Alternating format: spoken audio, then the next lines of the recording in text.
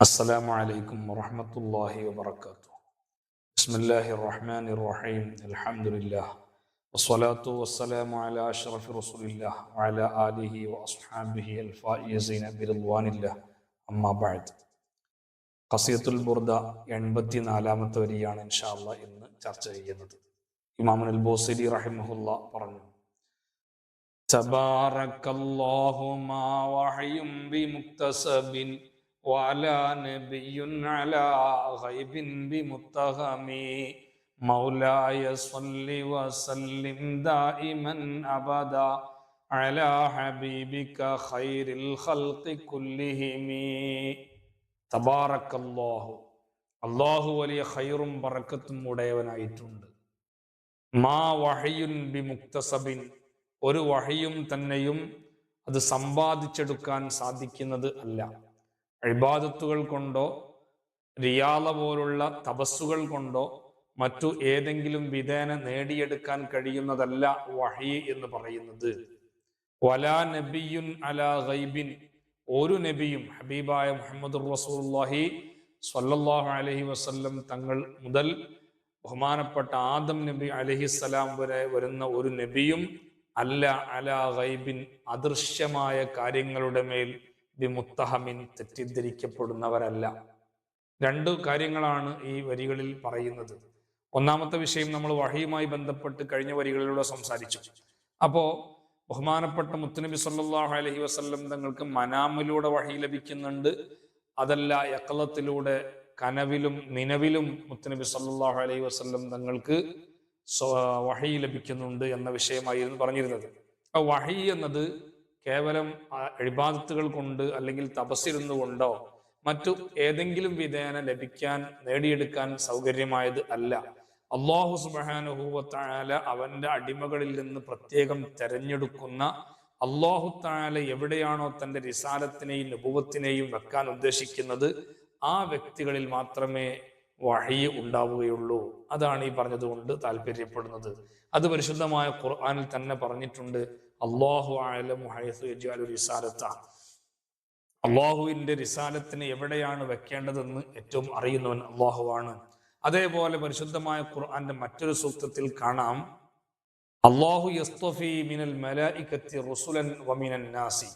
അല്ലാഹു സുബ്ഹാനഹു വ തആല അവന്റെ മലായികത്തുകളുടെ കൂട്ടത്തിൽ നിന്നും ജനങ്ങളിൽ നിന്നും മുർസലീങ്ങളായി ആരെയാണ് നിയമിക്കുന്നത്? അത് അള്ളാഹു പ്രത്യേകം തെരഞ്ഞെടുക്കുന്നവരെയാണ്.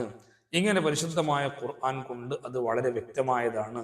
അപ്പോൾ ഏതെങ്കിലും ഒരു വ്യക്തി നബിയാകണം, റസൂലാകണം എന്ന് ഉദ്ദേശിച്ചുകൊണ്ട് ഒരിക്കലും തന്നെ എന്ത് കോപ്രായങ്ങൾ കാട്ടിയിട്ടും കാര്യമില്ല.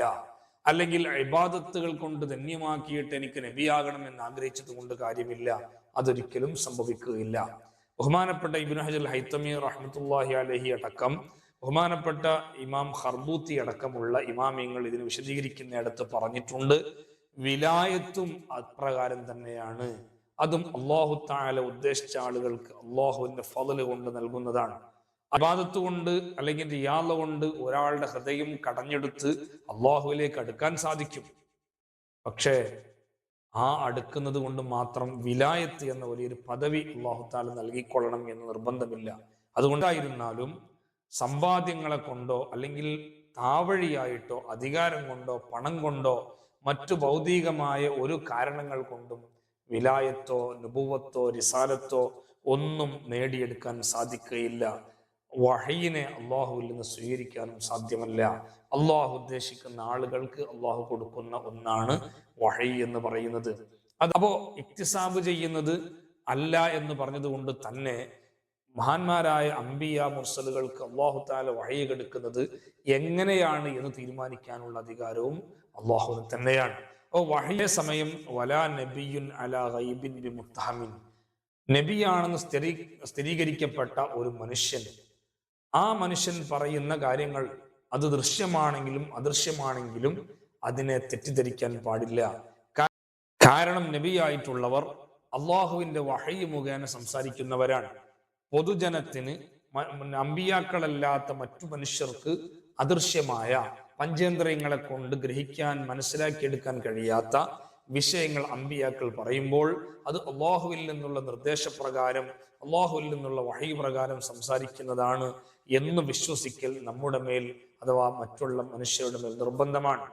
കാരണം അവർ ഒരിക്കലും തെറ്റിദ്ധരിക്കപ്പെടുന്നവരല്ല. പരിശുദ്ധമായ ഖുർആനും അത് ഉറപ്പെടുത്തിയിട്ടുണ്ട്. അള്ളാഹുവിന്റെ അമ്പിയാക്കൾ ഒരിക്കലും തന്നെ, അല്ലെങ്കിൽ ഹബീബായ മുഹമ്മദുർ റസൂലുള്ളാഹി സ്വല്ലല്ലാഹു അലൈഹി വസല്ലം ഒരിക്കലും ഒരു ഗൈബിന്റെ മേലും ഒരു അദൃശ്യമായ ജ്ഞാനത്തിന്റെയോ വിവരത്തിന്റെയോ വിഷയങ്ങളുടെയോ മേൽ തെറ്റിദ്ധരിക്കപ്പെടുന്നവരല്ല എന്ന് ഖുർആനും വളരെ വ്യക്തമായി പറഞ്ഞിട്ടുണ്ട്. അപ്പോൾ നബി സല്ലല്ലാഹു അലൈഹി വസല്ലം തങ്ങൾക്ക് സ്വപ്നം മുഖേന വഹി ലഭിച്ചതോ അല്ല യഖ്ദത്തിൽ മലക്ക് നേരിട്ട് വന്നുകൊണ്ട് വഹി കൊടുത്തതോ ഏതാണെങ്കിലും അത് ദൃശ്യമാണോ അദൃശ്യമാണോ എങ്ങനെയാണെങ്കിലും അത് സ്വീകരിക്കുക എന്നത് മുസ്ലിം ഉമ്മത്തിന്റെ ബാധ്യതയാണ്, നിർബന്ധമാണ്. അത് അംഗീകരിക്കലേ നിർവാഹമുള്ളൂ എന്നാണ് ഈ വരികളിലൂടെ ബഹുമാനപ്പെട്ട ഇമാം ബൂസൈരി റഹിമഹുല്ലാ നമ്മെ ഓർമ്മപ്പെടുത്തിയത്. അതാണ് അവർ പറഞ്ഞത്, തബാറക്കല്ലാഹു മാ വഹയുൻ ബിമുക്തസബി വലാ നബിയുൻ അലാ ഗൈബിൻ ബിമുത്തഹമി. അല്ലാഹു സുബ്ഹാനഹു വ തആല നമ്മിൽ നിന്ന് ഖബൂലാക്കട്ടെ. വആഖിറു ദഅ്വാനാ അൽഹംദുലില്ലാഹി റബ്ബിൽ ആലമീൻ. അസ്സലാമു അലൈക്കും വറഹ്മത്തുള്ളാഹി വബറകാതുഹു.